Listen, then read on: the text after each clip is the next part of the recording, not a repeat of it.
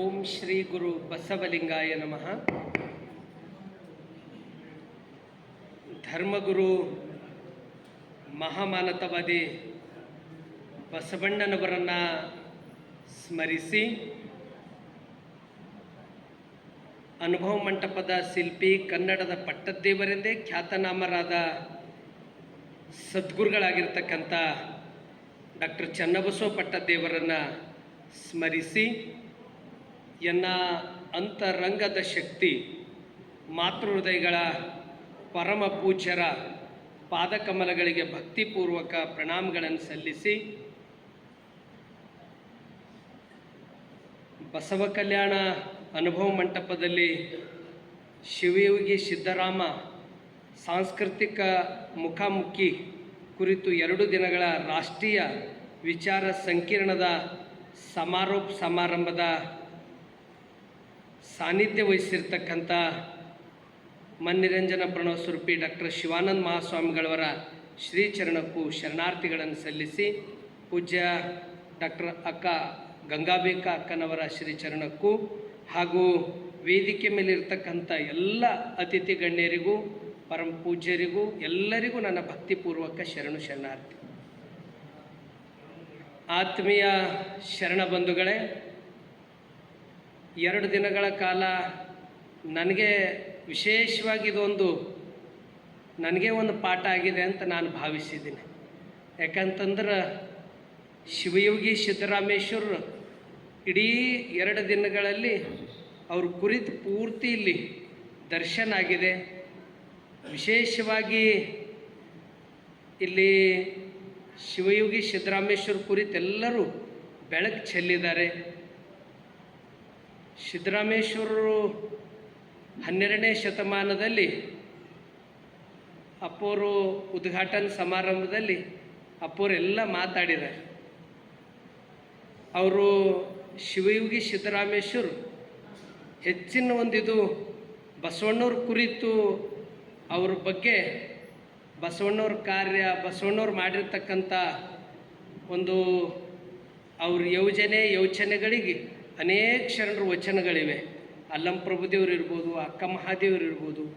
ವಿಶೇಷವಾಗಿ ಶಿವಯೋಗಿ ಸಿದ್ದರಾಮೇಶ್ವರರು ಬಸವಣ್ಣವ್ರ ಕುರಿತು ಸಾಕಷ್ಟು ವಚನಗಳು ಬಸವಣ್ಣವ್ರ ಕುರಿತೇ ಇವೆ. ಅಂತ ಅದರ ಜೊತೆ ನಾವೆಲ್ಲರೂ ದೇವರು ಆಗ್ಬೋದು. ಕೇವಲ 12ನೇ ಶತಮಾನದಾಗಿಂದ ಏನು ಶರಣರು ಮತ್ತು ಅದೇ ಒಂದು ಪ್ರತಿಬಿಂಬವಾಗಿ ಎಲ್ಲರದ್ದು ಆಗ್ಬೋದು ಅಂತ ತಿಳ್ಕೊಂಡು ಒಂದು ವಚನ ಕೂಡ ಉಲ್ಲೇಖ ಮಾಡಿದ್ದಾರೆ. ಒಬ್ಬರ ಮನವ ನೋಯಿಸಿ ಒಬ್ಬರ ಮನೆಯ ಘಾತವ ಮಾಡಿ ಗಂಗೆಯಲ್ಲಿ ಮುಳುಗಿದರು ಚಂದ್ರನ ಕಳಂಕ ಬಿಡದಂತಾಯಿತಯ್ಯ. ಅದು ಕಾರಣ ಒಬ್ಬರ ಮನವ ನೋಯಿಸದವನೇ, ಒಬ್ಬರ ಮನೆಯ ಘಾತವ ಮಾಡದವನೇ, ಪರಮ ಪಾವನೋಡ ಕಪಿಲ ಸಿದ್ಧ ಮಲ್ಲಿಕಾರ್ಜುನ. ಈ ವಚನದ ತಾತ್ಪರ್ಯ ಎಲ್ಲರೂ ಶರಣರು ಮಹಾತ್ಮರು ಆಗಬಹುದು ಅಂತಕ್ಕಂಥ ವಚನ ಸಂದೇಶ ಇದೆ. ಇದನ್ನು ನಾವು ಅಳವಡಿಸ್ಕೋಬೇಕಷ್ಟೇ. ಇದನ್ನು ನಾವು ಬದುಕಿನಲ್ಲಿ ಅಳವಡಿಸ್ಕೊಂಡಾಗ ನಾವು ಕೂಡ ಎಲ್ಲರೂ ಆ ರೂಪವನ್ನು, ಆ ಒಂದು ವ್ಯಕ್ತಿತ್ವವನ್ನು ನಾವು ರೂಪಿಸ್ಕೊಳ್ತಕ್ಕಂಥದ್ದು ಈ ವಚನ ಮೂಲಕ ನಮಗೆ ಇದೊಂದು ದಾರಿ ದೀಪ ಇದೆ ಅಂತಕ್ಕಂಥ ಮಾತನ್ನು ತಿಳಿಸಿ, ಅದ್ರ ಜೊತೆ ವಿಶೇಷವಾಗಿ 2 ದಿನ ನನಗೆ ಇಲ್ಲಿ ಪ್ರತಿ ವರ್ಷ ಅಪ್ಪೋರು ಹೇಳ್ತಾರೆ, ಇಂಥ ವಿಚಾರ ಸಂಕಿರಣಗಳು ನಡಿಬೇಕು, ನಮ್ಮ ವಚನ ಜಾತ್ರೆ ಇರಲಿ, ಶರಣ ಕಮ್ಮಟ ಅನುಭವ ಮಂಟಪ ಉತ್ಸವ ಆಗಲಿ, ಅಪ್ಪುಗಳ ಜಯಂತಿ ಆಗಲಿ, ಪ್ರತಿ ವರ್ಷ ಭಾಳಷ್ಟು ಸಂಖ್ಯೆಯಲ್ಲಿ ಬಂದು ಕಾರ್ಯಕ್ರಮವನ್ನು ಅವರು ಎಲ್ಲರೂ ಸಾಕ್ಷಿಯಾಗಿದ್ದಾರೆ.